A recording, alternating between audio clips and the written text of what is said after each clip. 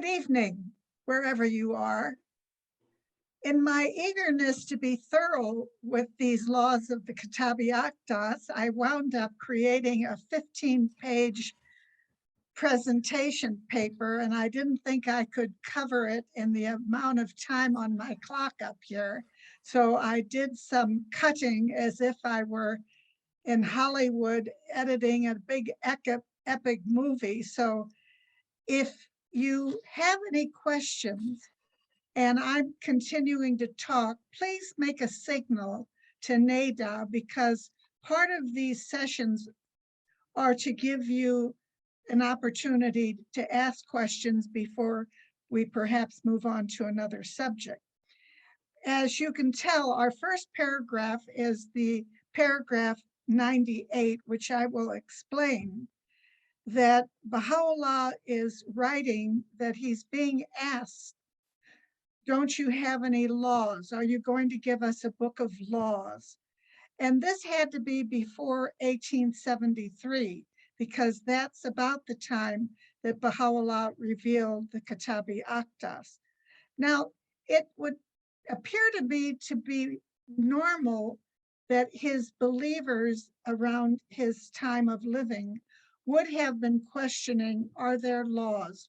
Are we going to get a book of laws? Because most of them, probably all of them, came from an Islamic background where laws ruled their lives, be they material or spiritual. So then Baha'u'llah says, because of these questions, we have in consequence revealed this holy tablet and arrayed it with the mantle of his law, that haply the people may keep the commandments of their Lord. But why hadn't he given it to them before? Baha'u'llah continues to say in that paragraph, similar requests have been made of us over several previous years, but we had in our wisdom withheld our pen until in recent days letters arrived from a number of the friends, and we have therefore responded through the power of truth with that which shall quicken the hearts of men. I selected those two, particularly the last one, because this is what the House of Justice does today, which some of you may remember, I've mentioned it before. When they start getting correspondence from the believers, not just in the West, like Baha'u'llah was getting it from the Muslim background culture, the World Center is getting requests from all over the Baha'i world on a particular subject. When that happens, that's when they decide to send something like a compilation out on that subject. In this case, Baha'u'llah did it with his Book of Laws. Next, we're going to read the following paragraph, which is 99. So Joyce, would you read 99? Say, O leaders of religion, weigh not the book of God with such standards and sciences as are current amongst you, for the book itself is the unerring balance established amongst men. So Baha'u'llah, oh, I'm sorry, I cut you off. There's more. In this most perfect balance, whatsoever the peoples and kindreds of the earth possess must be weighed, while the measure of its weight should be tested according to its own standard, did ye but know it. Yes, he always says, judge not the standard of God by that amongst you. Baha'u'llah is warning the clergy, who rule over a plethora of laws, many man-made, that often cause divisions within their own religion, not to judge his book, and he gives it a capital B. Think about the Quran. I'm not an expert on the Quran. I don't know if there's a section of the Quran that holds all in one chapter his laws. I'm assuming that his laws are scattered throughout the Quran. But when Baha'u'llah is revealing, he's not revealing one book. So when he's questioned, what about the laws? He doesn't stick the laws in his revelation. He actually produces what we will refer to as the mother book, his book of laws. Next, Joyce, would you read 100, paragraph 100? The eye of my loving kindness weepeth sore over you, inasmuch as ye have failed to recognize the one upon whom ye have been calling in the daytime and in the night season, at even and at morn. Advance, O people, with snow-white faces and radiant hearts unto the blessed and crimson spot, wherein the Sidratul Muntaha is calling. Verily, there is none other God besides me, the omnipotent protector, the self-subsisting.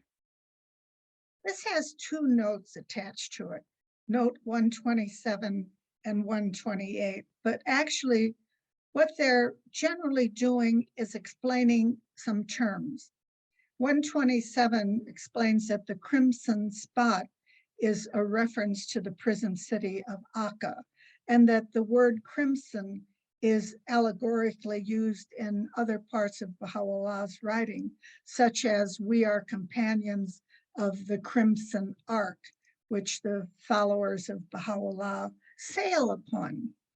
And that the Sidratul Muntaha is a reference to the tree beyond which there is no passing. It's explained that the actual meaning means the furthermost lote tree. And it's a symbol of the manifestations of God, because God, as we know, is completely unknowable. This term, Sidratul Muntaha, is not new to you. I'm repeating what you probably already know. But what I found interesting in the notes is something else that I had to do a little investigating on, and that's Muhammad's night journey.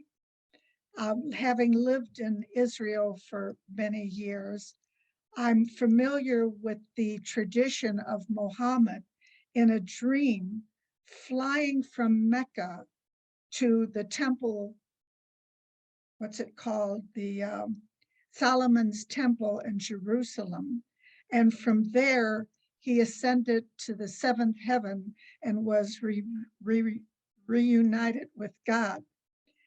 There are Muslims who believe, and the scholars say most of them, that this was an actual physical journey where the Baha'is believe and are told that it is again symbolic. Now, another thing is you can find all kinds of references in the Baha'i writings to help you explain Muhammad's night journey. And before I cut this 15 pages, I had a lot of research to pass to you, but I'm left with one because I love Marzieh Gale. And she talks about the problem with Muslims believing that Muhammad physically flew from Mecca to Jerusalem is similar to Christians who believe that Christ, when he died, rose into the sky. So here is Marzieh Gale in her Dawn over Mount Hera. Millions of Christians believe that Christ rose from the sky after the crucifixion and will in the last days appear to all the world, descending from the sky on a cloud. In spite of all that is now known about the sky, they believe in this. I remember, if I can recall correctly, Ian Semple saying that when humanity believed the world was flat, they could understand how Christ could come down from the clouds and everybody would see him. And then when they found out the world was round, it was still regionally a belief that yes. But when they picture the earth as part of the solar system going around the sun, it became more and more difficult. But of course, an Orthodox Christian may say, but Christ can do anything. But of course, we know the true meaning of the return of the Spirit of Christ. You can continue reading in 101 that Baha'u'llah says no man can rival him in vision and insight. But we're going to go directly into the next paragraph, 102, Joyce.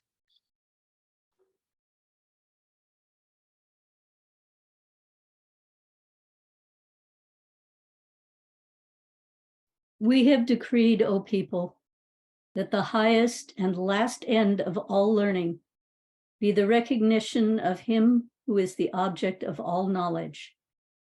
And yet, behold how ye have allowed your learning to shut you out, as by a veil, from him who is the dayspring of this light, through whom every hidden thing hath been revealed. Could ye but discover the source whence the splendor of this utterance is diffused, you would cast away the peoples of the world and all that they possess, and would draw nigh unto this most blessed seat of glory. Baha'u'llah regularly talks about casting things away, material things. And yet he says God has created everything for our education and for our pleasure. So it's our attitude towards these things. But our attitude should start with the recognition of God's spokesman. There's only one explanatory note, and that's the station of the mother book. And we're going to read that because it gives us an understanding of other religions. Joyce, note 129. The term mother book is generally used to designate the central book of a religious dispensation. In the Quran and Islamic Hadith, the term is used to describe the Quran itself. In the Baha'i dispensation, the Bayan is the mother book, and the Kitab-i-Aqdas is the mother book of the dispensation of Baha'u'llah. Further, the Guardian, in a letter written on his behalf, has stated that this concept can also be used as, quote, a collective term indicating the body of the teachings revealed by Baha'u'llah, end quote. This term is also used in a broader sense to signify the divine repository of revelation. Yes, so as you read these terms, you have to determine by what words are around it, what he is referring to. Is he referring to the Kitab-i-Aqdas? Is he referring to the 100 volumes of the Revelation? Is he referring to all of Revelation from God the Creator? This is a rich religion that I call a religion of education and knowledge. And I keep studying myself and thinking what future normal everyday believers will be reading with much more awareness of the truths than we are now. But I like living in the era that we are now. I like fumbling with understanding. The more effort I put into it, the more I enjoy it. I really recommend studying the writings. It's so much fun. Okay, in 104, Baha'u'llah states a similar quote, that he has entered no school or read any of the clergy's dissertation. In other words, he didn't need to read anybody else's knowledge because, as he says, he was this hollow reed in which God spoke to him, spoke through him to his creation. And no one can do better than have that connection and call himself human. Baha'u'llah was beyond human. So the next paragraph I feel is very important. It covers one of the greatest sins in religion. It's referred to as corruption of the text. So we're going to read both the paragraph 05 and the note 130.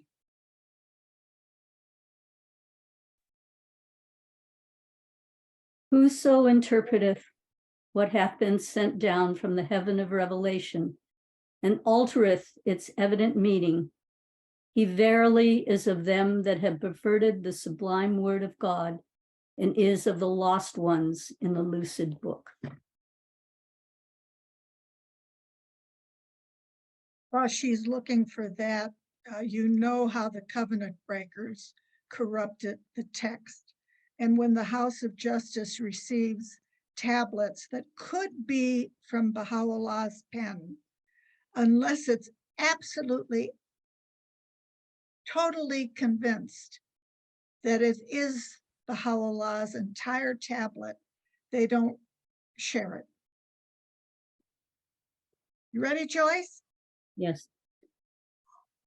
In several of his tablets, Baha'u'llah affirms the distinction between allegorical verses, which are susceptible to interpretation, and those verses that relate to such subjects as the laws and ordinances, worship, and religious observances, whose meanings are evident and which demand compliance on the part of the believers. As explained in notes 145 and 184, Baha'u'llah designated Abdu'l-Baha, his eldest son, as his successor and the interpreter of his teachings. Abdu'l-Baha, in his turn, appointed his eldest grandson, Shoghi Effendi, to succeed him as interpreter of the Holy Writ and guardian of the cause. The interpretations of Abdu'l-Baha and Shoghi Effendi are considered divinely guided and are binding on the Baha'is. The existence of authoritative interpretations does not preclude the individual from engaging in the study of the teachings and thereby arriving at a personal interpretation or understanding.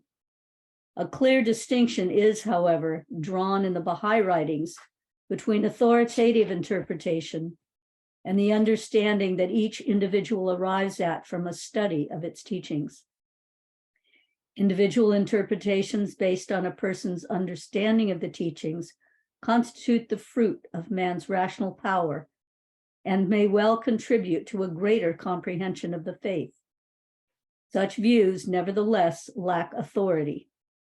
In presenting their personal ideas, individuals are cautioned not to discard the authority of the revealed words, not to deny or contend with the authoritative interpretation, and not to engage in controversy. Rather, they should offer their thoughts as a contribution to knowledge, making it clear that their views are merely their own. I'm arriving at another story in my mind, and it has to do with my dear Ian Simple. One time he said, Baha'u'llah said that people will arise who will absolutely correctly interpret the writings of the Baha'i revelation. As Joyce read, that still is individual interpretation. But they can do it. He says it's a promise from Baha'u'llah that people will aid us by being able to interpret correctly the sacred writings. But he likened it to the coming of Christ. He said, when Christ came, there were rabbis who absolutely correctly interpreted the Old Testament. And then Ian said, but ultimately they got it wrong in rejecting Christ as the promised Messiah.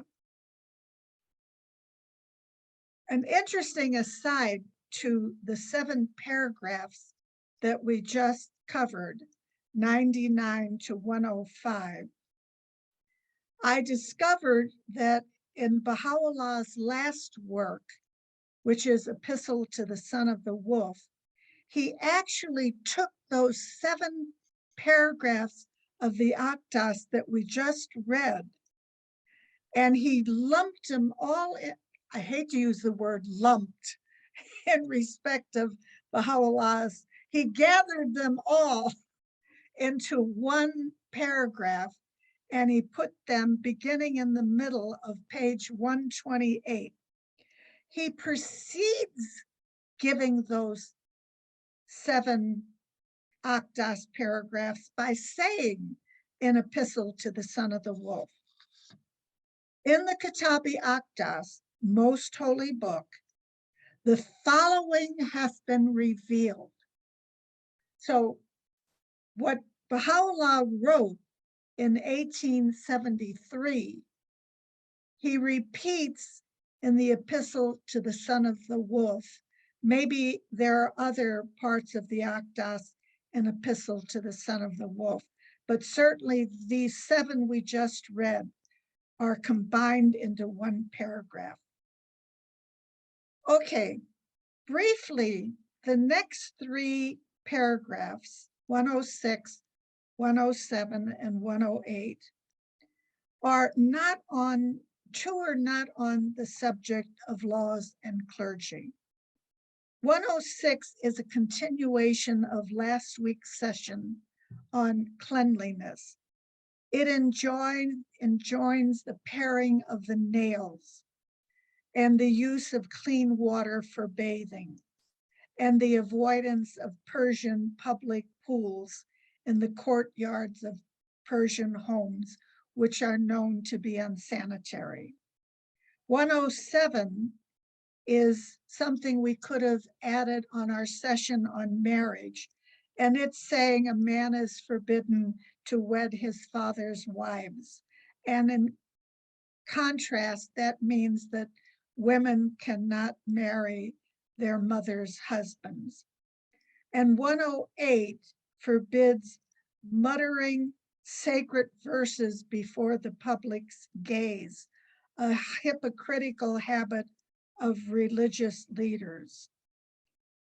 In our next session, session 10, we are going to return to some of Baha'u'llah's comments to the clergy, though we have discussed it in half of this page. So we're going to move on now to the paragraphs 147 to 156. 147 is the one that forbids begging and enjoins earning a living and making provisions for people who are unable to work. The note 56 we're going to look at because that gives us more details on just the one little paragraph combining these details. So we're going to look at note 56, Joyce.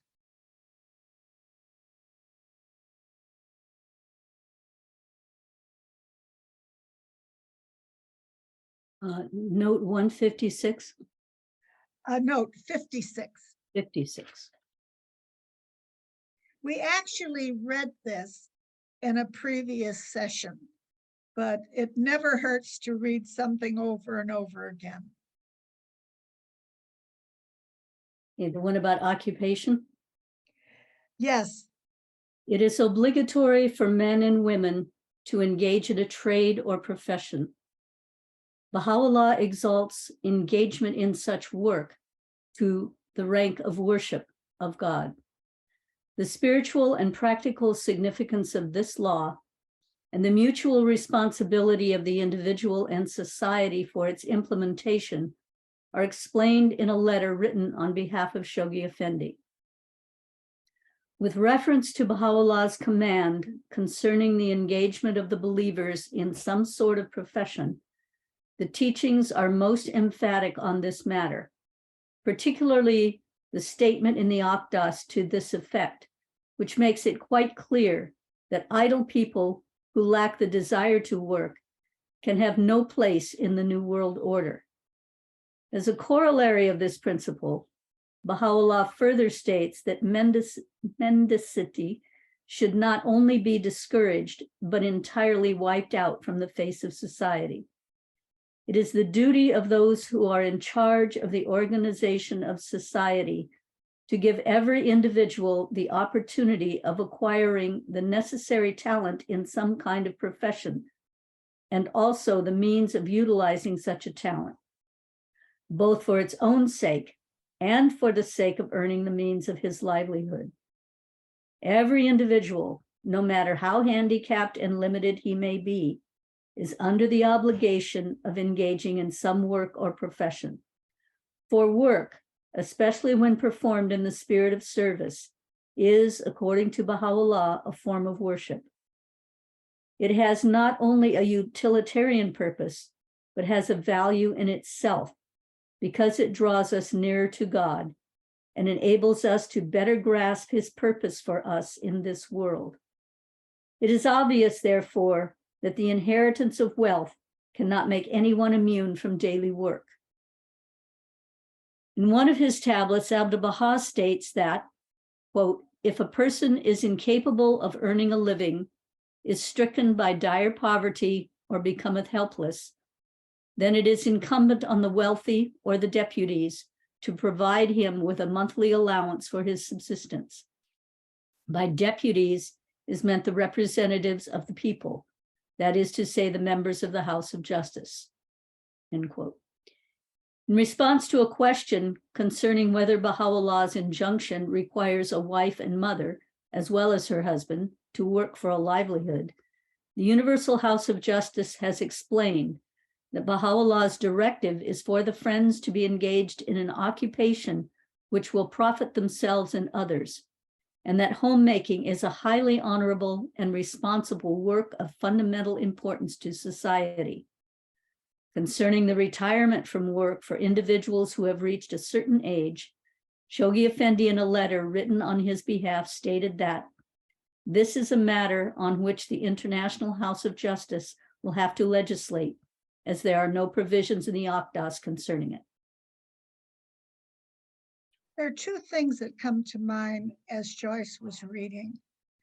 This fact that society must make arrangements for helping people out who are unable to earn a living.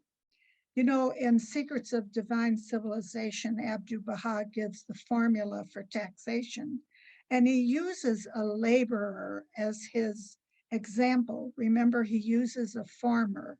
He says if the farmer earns $5,000 and his expenses were $1,000, he pays the pittance on the 4,000. And then if he earns 10,000 and only spent 3,000, then he maybe has to pay 15%.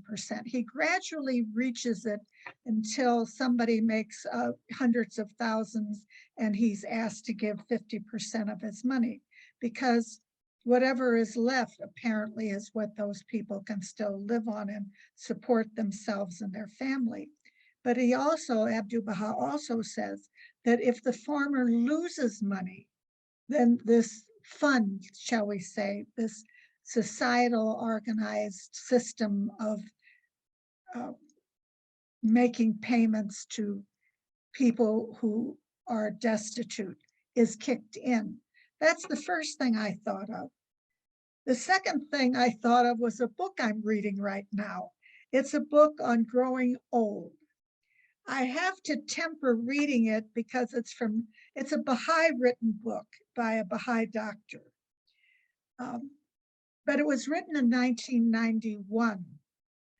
So I have to think about what new knowledge is in the field of medicine and geriatrics since 1991. But in that 1991, this Baha'i doctor is reporting that the fastest growing age group in America that's going to face us, which I think it maybe now is 86 years old plus. Now, here's the House of Justice saying, or the Aqdas saying, that the House of Justice will decide on what work retired people will do. Now, I'm already 86. My work, fortunately, happily, is serving the cause. But let's say I wasn't a Baha'i. What kind of societal assistance or duties will I be given to serve society? It'll be a whole new world. Everything will be a whole new world. So I found that very interesting. And of course, the main thing is, if you do this work in the spirit of service, it's as if you're offering prayers to God and Baha'u'llah. Okay, read 148. This would be the Kitab-i-Aqdas, paragraph 148. Ye have been forbidden in the book of God to engage in contention and conflict, to strike another, or to commit similar acts whereby hearts and souls may be saddened. A fine of 19 mithqals of gold had formerly been prescribed by him who is the Lord of all mankind for anyone who was the cause of sadness to another. In this dispensation, however, he hath absolved you thereof, and exhorteth you to show forth righteousness and piety. Such is the commandment which he hath enjoined upon you in this resplendent tablet. Wish not for others what ye wish not for yourselves. Fear God, and be not of the prideful. Ye are all created out of water, and unto dust shall ye return. Reflect upon the end that awaiteth you, and walk not in the ways of the oppressor. Give ear unto the verses of God, which he who is the sacred lote tree reciteth unto you. They are assuredly the infallible balance established by God, the Lord of this world and the next.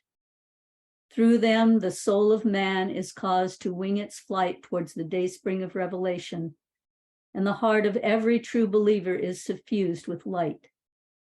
Such are the laws which God hath enjoined upon you, such his commandments prescribed unto you in his holy tablet. Obey them with joy and gladness, for this is the best for you, did ye but know. Recite ye the verses of God every morn and eventide. Whoso faileth to recite them hath not been faithful to the covenant of God and his testament. And whoso turneth away from these holy verses in this day is of those who throughout eternity have turned away from God. Fear ye God, O my servants, one and all. Pride not yourselves on much reading of the verses, or on a multitude of pious acts by night and day. For were a man to read a single verse with joy and radiance, it would be better for him than to read with lassitude all the holy books of God, the help in peril, the self-subsisting.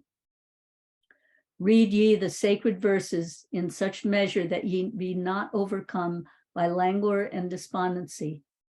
Lay not upon your souls that which will weary them and weigh them down, but rather what will lighten and uplift them, so that they may soar on the wings of the divine verses towards the dawning place of his manifest signs. This will draw you nearer to God, did ye but comprehend.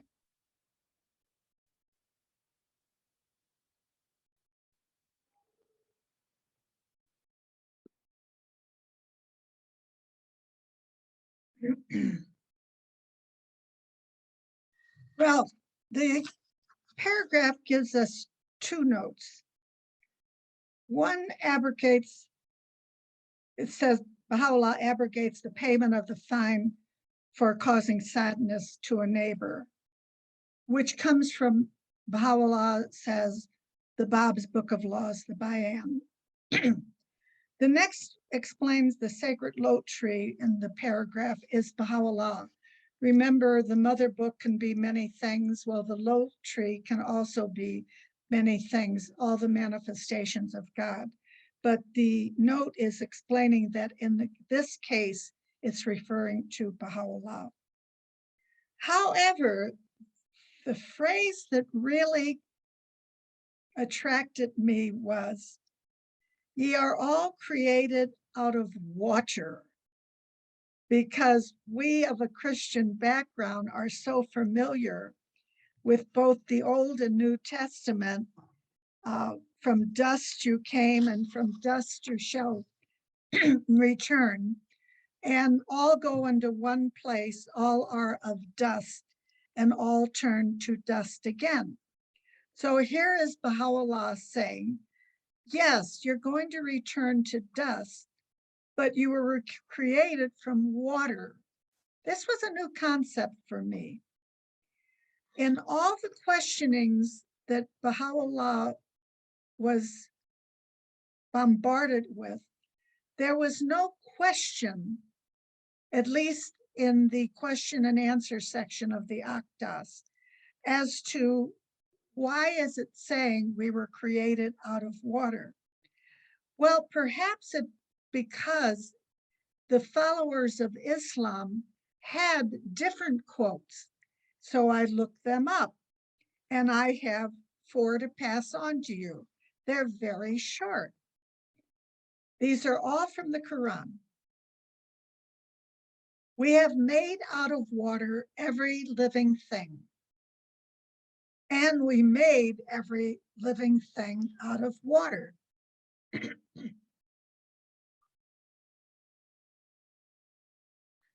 God has created every living thing from water.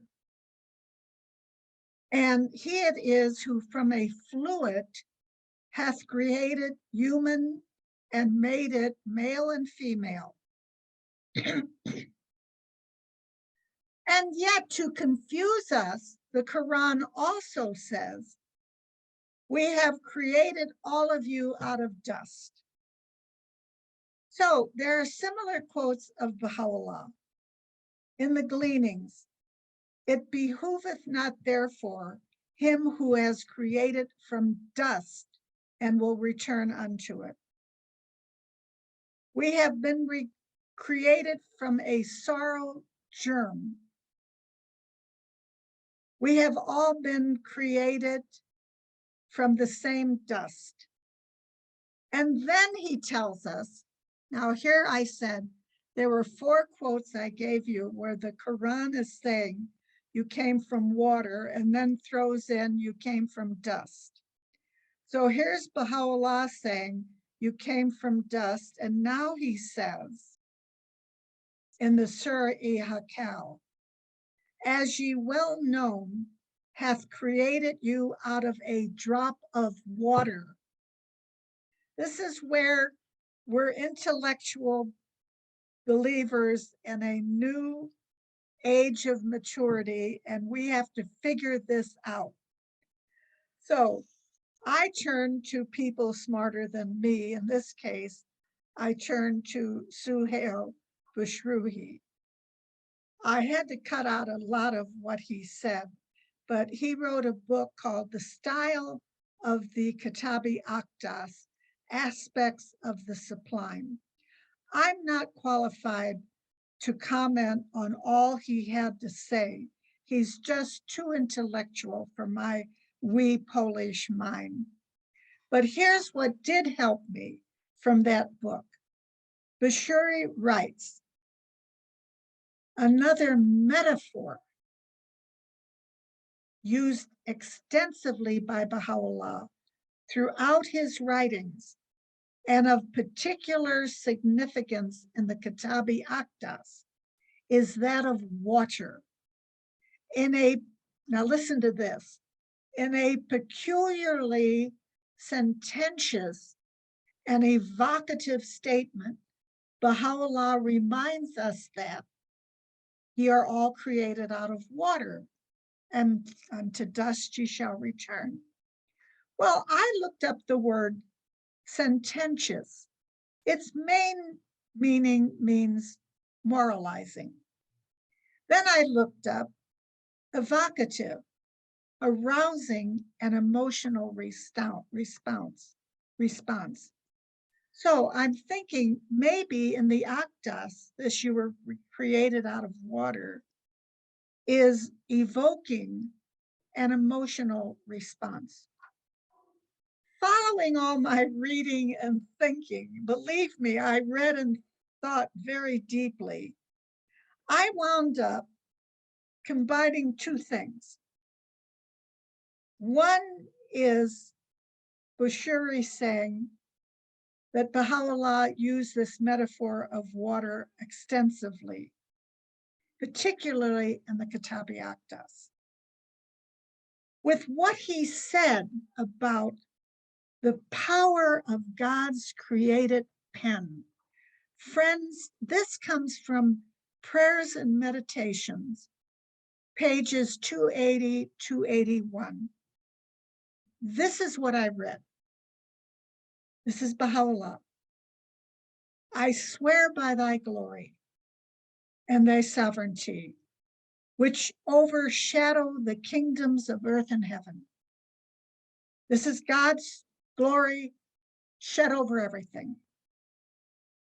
Were any of his chosen ones and his messengers to meditate on the manifold evidences of his most exalted pen, a pen which is driven by the fingers of thy will, and were he to muse on its mysteries and its tokens and all that it showed forth, he would be so perplexed that his tongue would fail to extol and describe thee, and his heart would be utterly unable to understand thee. For he would at one time discover that from this pen there floweth unto all created things the water that is life indeed. My little mind connected Bushiri and this quote of Baha'u'llah. And I figured Baha'u'llah was not talking about my physical creation, that this was one of those mysteries of the stupendous pen of Baha'u'llah. I cannot add anything more to that. Perhaps Neda has already asked Sohail Bashuri to speak on that very subject. We'll move on to paragraph 149. Remember, if you have any questions, notify Neda or save them till we have time. Yeah, actually, I think Joyce already read paragraph 149. She read both of them together. She read 148 and 149. Okay, very good. Then why don't we read the question and answer and note 165. Let's read note 165, Joyce, and that is in respect of 149 paragraph. I'm sorry, I got all involved in the writings and couldn't stop. We enjoyed listening, Joyce. Baha'u'llah states that the essential requisite for reciting the verses of God is the eagerness and love of the believers to read the word of God. With regard to the definition of verses of God, Baha'u'llah states that it refers to all that hath been sent down from the heaven of divine utterance. Shoghi Effendi, in a letter written to one of the believers in the East, has clarified that the term verses of God does not include the writings of Abdu'l-Baha. He has likewise indicated that this term does not apply to his own writings. Isn't that interesting? The verses of God are not the writings of Abdu'l-Baha. This reminded me of the House of Justice again. Received a lot of letters about how can we make our 19-day feast more interesting. They got so many requests for this particular question that they came out with a letter that was sent again to all national assemblies and filtered down to us. In that letter from the House of Justice, it gave suggestions as how to improve the spirit of our 19-day feast. When it referred to the devotional part, it said things just what they do at the World Center. Select the writings ahead of time. Select your readers ahead of time. Tell your readers what the selections are so that they can practice and recite them with the most melodious of voices. Then they said that the devotional readings for the 19-day feast should be from the Bab, Baha'u'llah, and to a lesser extent, Abdu'l-Baha. So in the Aqdas, in this note, it's explaining that the verses of God that we're supposed to recite in the evening and at night should be from the Bab and Baha'u'llah and not Abdu'l-Baha. Does it mean we can't read Abdu'l-Baha in the morning at night? No, it doesn't mean that. After all, Abdu'l-Baha was able to educate us where we didn't understand what his father was saying. Of course, Abdu'l-Baha was pretty deep himself. Read some answered questions and your mind goes around. At least my mind goes around. Okay, let's read question and answers. 68, Joyce. Can you switch to questions and answers 68?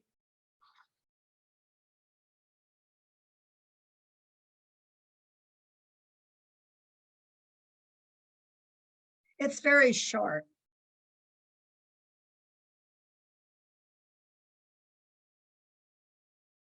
Yes. The intention is all that hath been sent down from the heaven of divine utterance. The prime requisite is the eagerness and love of sanctified souls to read the word of God. To read one verse or even one word in a spirit of joy and radiance is preferable to the perusal of many books.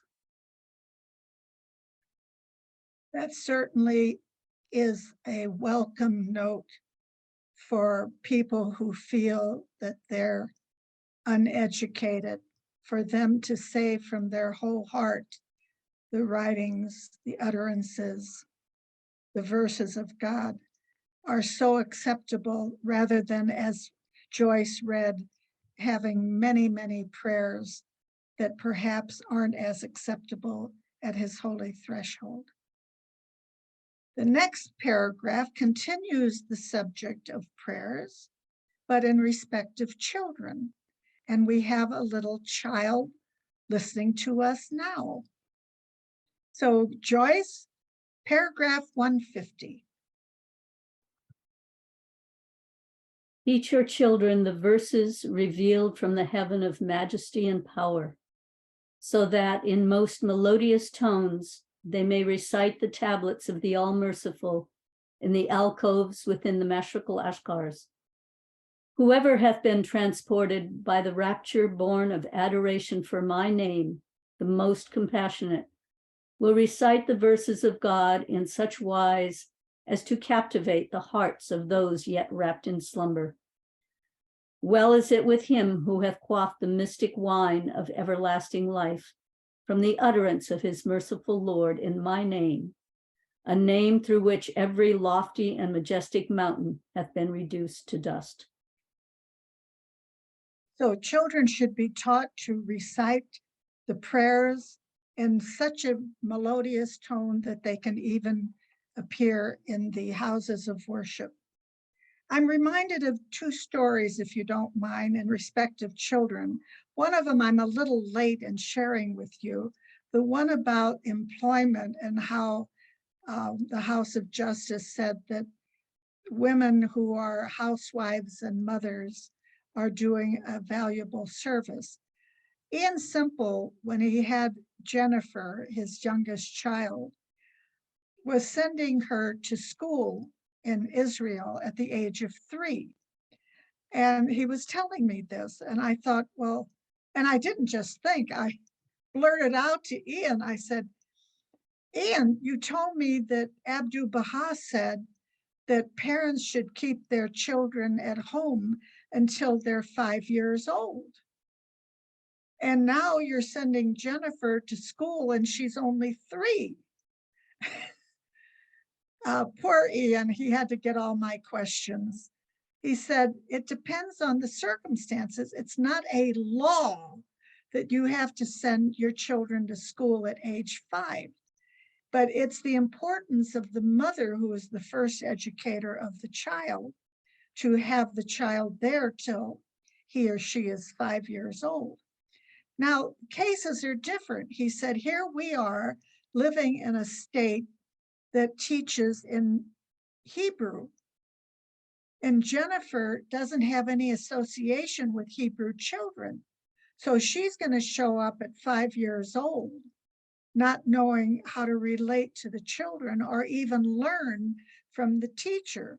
So he's sending her to a nursery school of some sort so that she can start learning Hebrew in order to go to an Israeli school when she's 5 years old.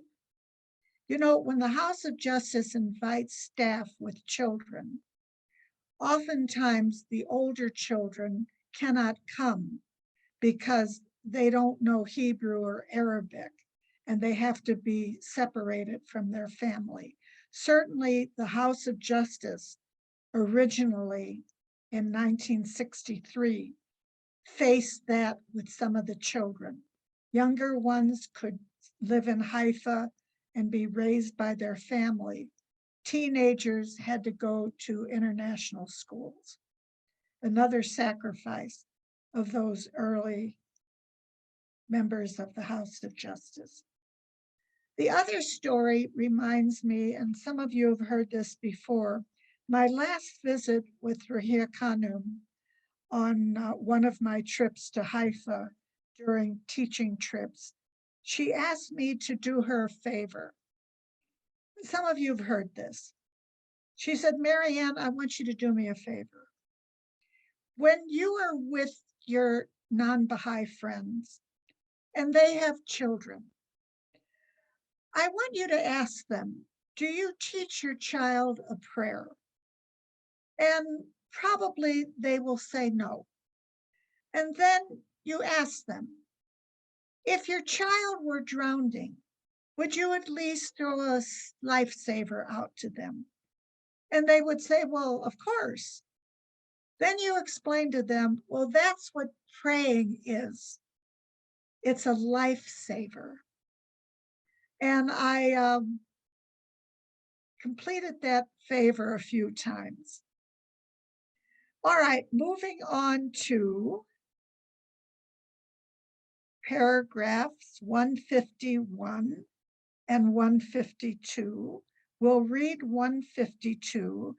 These are extensions to last session's subject of cleanliness. So Joyce, would you read 151 from the Aqdas?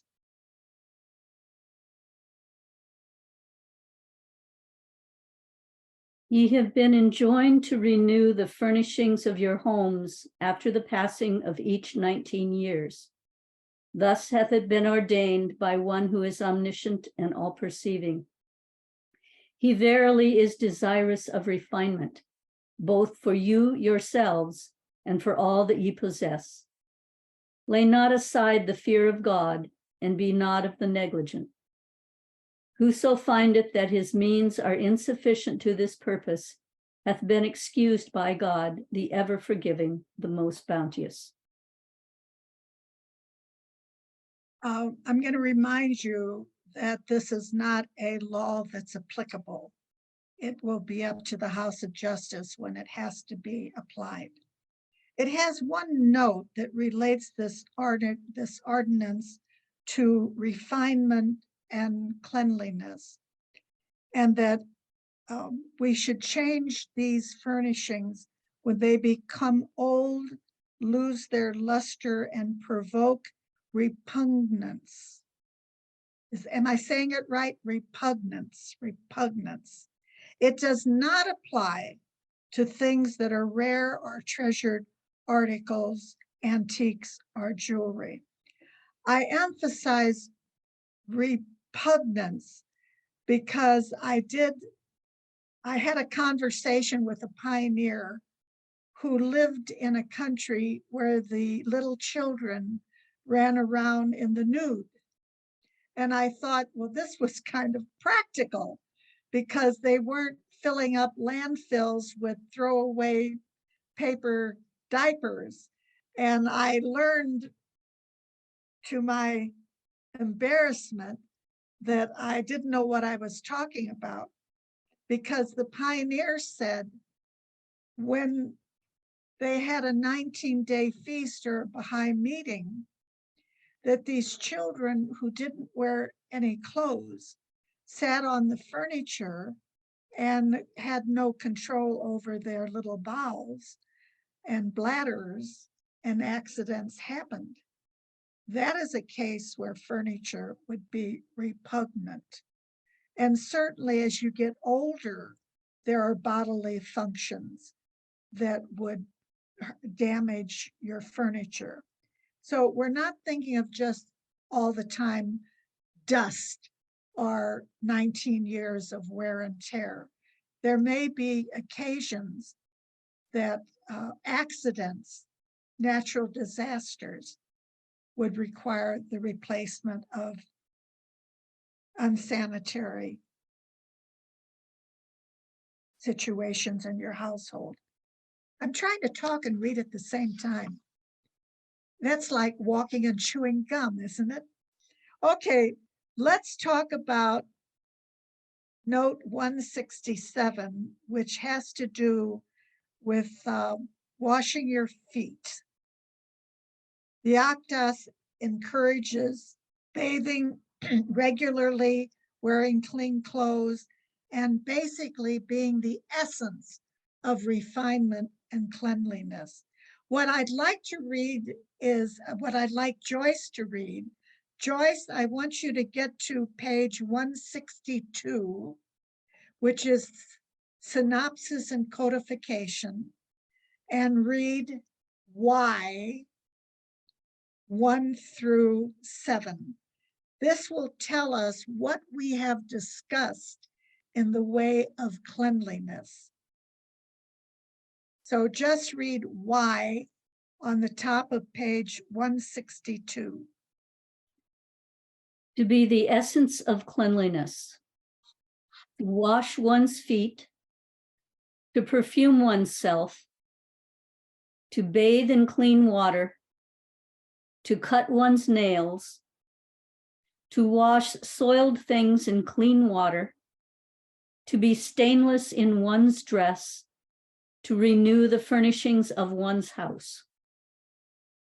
So we have discussed all of those items in our various sessions in the Kitab-i-Aqdas.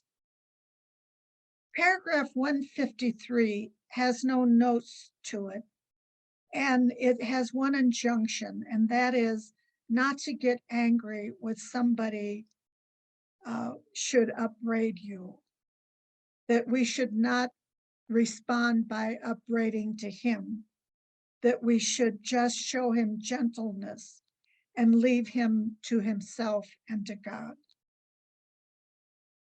154 talks about the prohibition within the Baha'i religion from making use of pulpits. Note 168 should be read, which elaborates on that one prohibition in Baha'i faith. Note 168.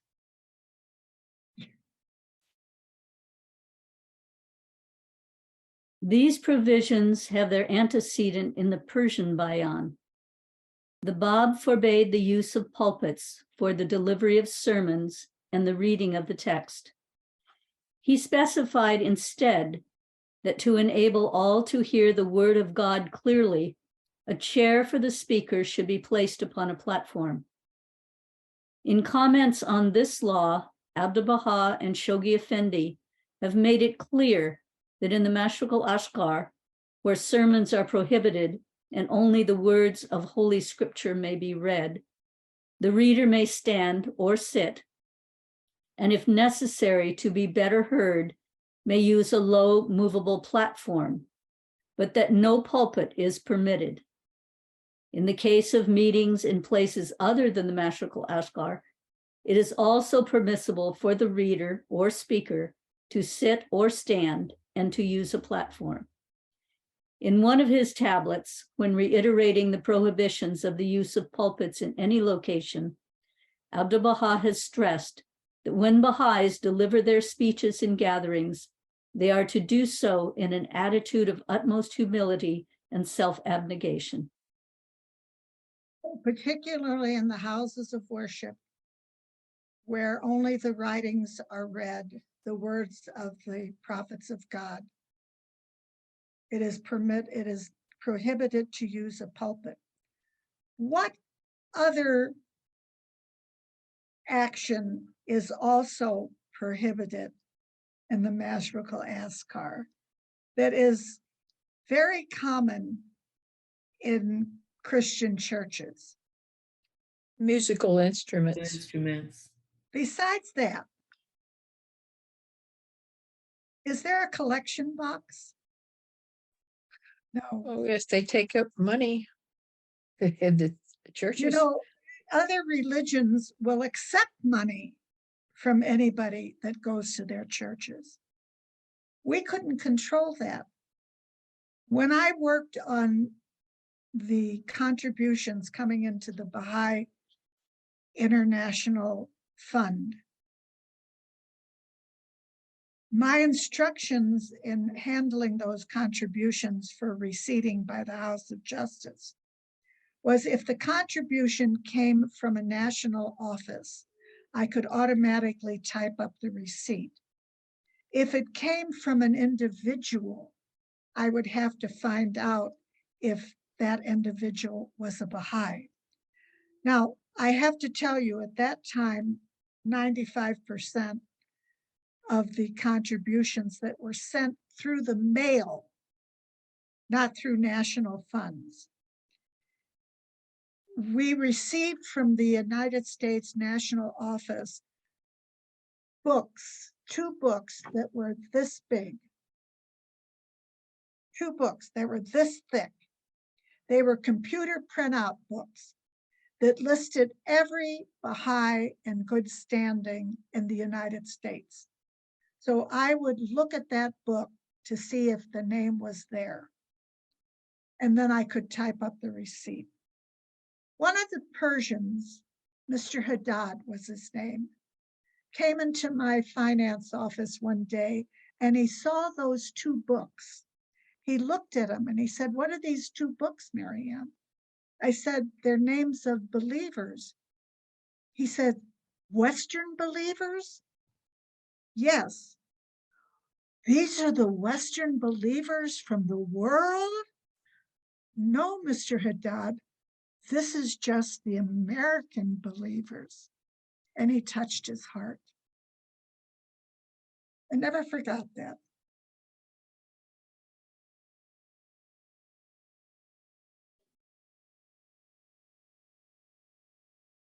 Let's go on to 155, which is, again, I'm just going to tell you what it's about, and then we're going to read Joyce, note 169 and note 170. 155 is very important, and that's why we're going to read the notes. It's where gambling and the use of opium have been forbidden because it leads to sluggishness and torpor in the human temple. So let's read the notes on that. While she's looking these 2 no-nos up, I might tell you that in New Mexico, which has a population of less than 2 million people, less than the population of Silicon Valley, we already have 23 casinos. So let's read note 169 about gambling and 170 about illegal drugs. Gambling. The activities that are included in this prohibition have not been outlined in the writings of Baha'u'llah. As both Abdu'l-Baha and Shoghi Effendi have indicated, it is left to the Universal House of Justice to specify the details of this prohibition.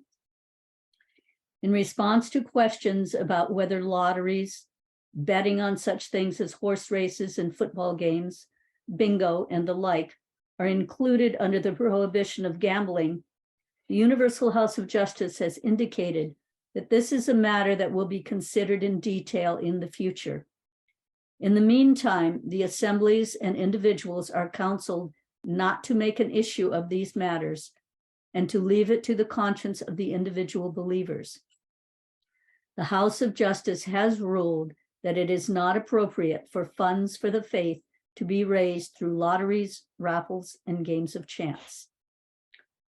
I remember that letter when it came out. I was still living in California, so it had to be about 20 years ago.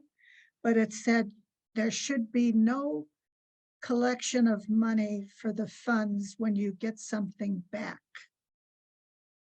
But this is saying lotteries, raffles, and games of chance can't be used for raising money for the faith.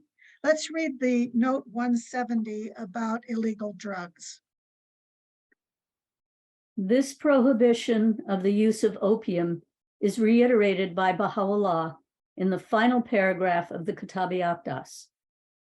In this connection, Shoghi Effendi stated that one of the requirements for a chaste and holy life is total abstinence from opium and from similar habit-forming drugs, heroin, hashish, and other derivatives of cannabis, such as marijuana, as well as hallucinogenic agents such as LSD, peyote, and similar substances are regarded as falling under this prohibition. Abdu'l-Baha has written, "As to opium, it is foul and accursed. God protect us from the punishment he inflicteth on the user. According to the explicit text of the most holy book, it is forbidden, and its use is utterly condemned. Reason showeth that smoking opium is a kind of insanity, and experience attesteth that the user is completely cut off from the human kingdom. May God protect all against the perpetration of an act so hideous as this, an act which layeth in ruins the very foundation of what it is to be human, and which causeth the user to be dispossessed forever and ever. For opium fasteneth on the soul, so that the user's conscience dieth, his mind is blotted away, his perceptions are eroded. It turneth the living into the dead. It quencheth the natural heat. No greater harm can be conceived than that which opium inflicteth. Fortunate are they who never even speak the name of it. Then think how wretched is the user. O ye lovers of God, in this, the cycle of Almighty God, violence and force, constraint and oppression are one and all condemned. It is, however, mandatory that the use of opium be prevented by any means whatsoever, that perchance the human race may be delivered from this most powerful of plagues. And otherwise, woe and misery to whoso falleth short of his duty to his Lord. In one of his tablets, Abdu'l-Baha has stated concerning opium, the user, the buyer, and the seller are all deprived of the bounty and grace of God. In yet another tablet, Abdu'l-Baha has written, regarding hashish, you have pointed out that some Persians have become habituated to its use. Gracious God, This is the worst of all intoxicants, and its prohibition is explicitly revealed. Its use causeth the disintegration of thought and the complete torpor of the soul. How could anyone seek the fruit of the infernal tree, and by partaking of it be led to exemplify the qualities of a monster? How could one use this forbidden drug and thus deprive himself of the blessings of the All-Merciful? Alcohol consumeth the mind and causeth man to commit acts of absurdity. But this opium, this foul fruit of the infernal tree, and this wicked hashish extinguisheth the mind, frees the spirit, petrify the soul, waste the body, and leave man frustrated and lost. It should be noted that the above prohibitions against taking certain classes of drugs does not forbid their use when prescribed by qualified physicians as part of a medical treatment. The user, the buyer, and the seller are all deprived of the bounty and grace of God. You know, just this last March, Interpol had an international conference in which they gathered to talk about combating crime on a global level. What they were interested in discussing was drug and human trafficking, cyber crime, and environmental crimes. So on a global level, what Baha'u'llah is forbidding, society is arising to be obedient.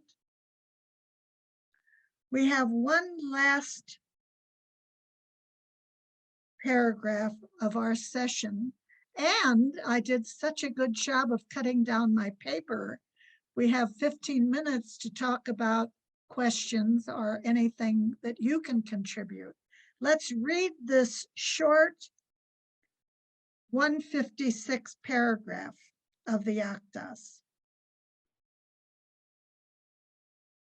Whensoever ye be invited to a banquet or festive occasion, respond with joy and gladness, and whoever fulfilleth his promise will be safe from reproof.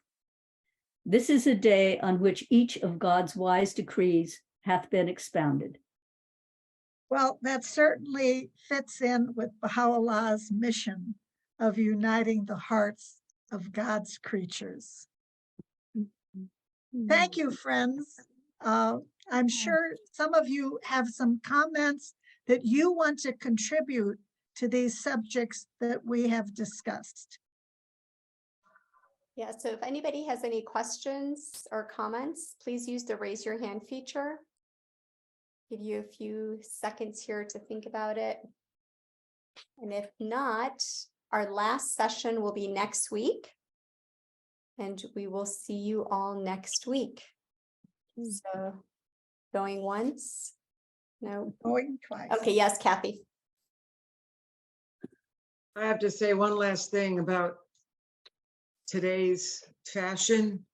I keep thinking about Rahia Khanum and how she loved fashion and how graceful and fashionable she was. But now I look at the styles of today, and they have these ripped jeans. My father would roll over in his grave because he always used to say, it doesn't matter if your clothes are old as long as they're clean and mended. And I keep thinking, this is not fashion to me. I don't know the purpose of it. I don't understand it at all. No, I don't either. What their I keep ideas are. I keep saying the things we produce are prettier, like automobiles are gorgeous, but the people who get out of them are not what I would call refined. No, me You know, either. one time, Rahia Khanum, oftentimes, not often, but every few years she would have a bazaar, and I would take some time off from working for the House of Justice and help her. And somebody had brought in a pile of clothes, and she was looking through them with Mrs. Fatty Azam and Mrs. Nachivani, and I kind of glanced at them and I saw a bed jacket. Now it's very cold in wintertime in Israel, surprisingly, and we don't have good air conditionings for the summer and heaters for the winter. So I kept my eye on that bed Bed jacket. And then when the bazaar started, I was free then to look for the bed jacket and buy it. It wasn't there. It just wasn't in the bazaar. So the next day when I was seeing Rahia Khanum, I asked about that. I said, you know, I wanted to buy that bed jacket. She said it wasn't good enough. You see, about cleanliness, she said it wasn't good enough. Oh. But guess what she then did? She gave me her bed jacket. I wore it for years, a little green padded bed jacket. When I give talks on Rahia Khanum, this is the first thing I say. She is the most generous soul I have ever met. Whereas that would not be the first thing anybody would say. A couple more hands are up.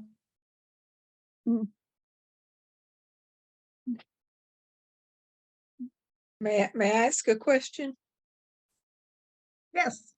I've spent most of my 78 years in a land where opium and marijuana were illegal. And now I spent many years outside of the States, and I come back and I see that in hospice, drugs are used to deaden people before they die. And marijuana shops are growing up. And I'm having difficulty switching my mind over to medical marijuana. Any comments on this? I'm having trouble switching my mind over to morphine and what it might do to the soul even before you pass. But most of the people who are on morphine, I assume, are in pain or have some something that this morphine is helping them get through. I don't know. Oh dear. Well, I'm optimistically thinking, of course, this is just terminology. In New Mexico, they're opening up these marijuana centers, but they're called recreational marijuana. I would think that the medical profession still had to distribute these other illegal drugs because, you know, millions of pounds of drugs are snuck into the different countries, particularly in America. It's a $100 billion business. It is. Yeah. But I know from a couple of people who have used marijuana for pain, for nerve pain and bad knees, and one of them bought a chocolate bar. She doesn't want to smoke, so she bought a chocolate bar, an edible they call it. And she said, yes, that helped her knee, but she takes it at night, so she's not, if it's affecting any kind of a high, she's not aware of it. It's gone by the time she wakes up in the morning. I still wonder, you know, it's still, to me, what effect is that having on my soul? Well, the Guardian was asked one time, so I heard, again, I always say I don't have it in writing, was told about, asked about drinking alcohol for medicinal purposes. Now, this is when the Guardian was alive in the 40s and 50s. So we're talking about 80 years ago. Is it okay if I have alcohol? My doctor wants to prescribe alcohol for my condition. And I heard that the Guardian said there are other things to prescribe. It doesn't have to be alcohol, which is more addictive, I heard, than drugs. We have another hand up from Lena. Yes, Lena, ask your question, please. You're muted. Yeah, there we go. I just want to go back to the topic of you are created from water. And I want to bring up the line from the Tablet of Ahmad, where he says, be thou as a flame of fire to my enemies and a river of life eternal, a river of life eternal. again, metaphorically, Baha'u'llah's talking in a metaphor here, but to me, that line, of course, is metaphorical, and we see it in the writings of Baha'u'llah over and over and over and again. over again. Yes, it's life, it's love, and it's life Yes. eternal. So I created your soul to be an eternal soul. So I just thought Very I'd throw that good. in. You know, the fact that he throws that one little phrase in the middle Yeah. of something else, Yes. it's like he's telling you, think about this, Yeah. think about this. I just love the way he educates us. Yeah. It's And not boring. It's not boring. Yeah. Yeah. So thank you. Thank you, Marianne. That was Well, wonderful. thank you for contributing you. that. Jamie, please. Regarding all things are created from water or from a drop of water, I thought, well, that means dust was created from water too. Mhm. So that just Yeah. answers it all for me. You know, I It love began the Baha'u'llah's Book of the River. I keep talking about the Book of the River. I just love that book. But it's got 3 subjects. The one is miracles. The other is the water, the power of the water to change things. And the last thing is the mystery of, what was it? It begins with a C. Concealment. I love this book. I give a class on this book. I think I've already given it, haven't I? Maybe on one of your cassettes a while ago. I did. I put it on a cassette. I gave it at California. Yeah. And you know, Marianne, I actually found all of those. And Well, what's the some name of them have errors. I'm telling you up No, front. I have them and I love them. what's the name of that again? The Book of the River. Okay. If you go on Ocean, you not only find the Book of the River, but you'll find a 19-page article by Sohail Bashuri. I think it's by him, where he gives a wonderful dissertation on the Book of the River. I'm passing that on because you'll love it. Carol? Yes, and Doug. Yeah, I just wanted to add that the Rashi Amah, it talks about the sprinkling from the clouds. And that is another one of those very mystical concepts of water. Metaphors, yeah. Yeah. Yeah.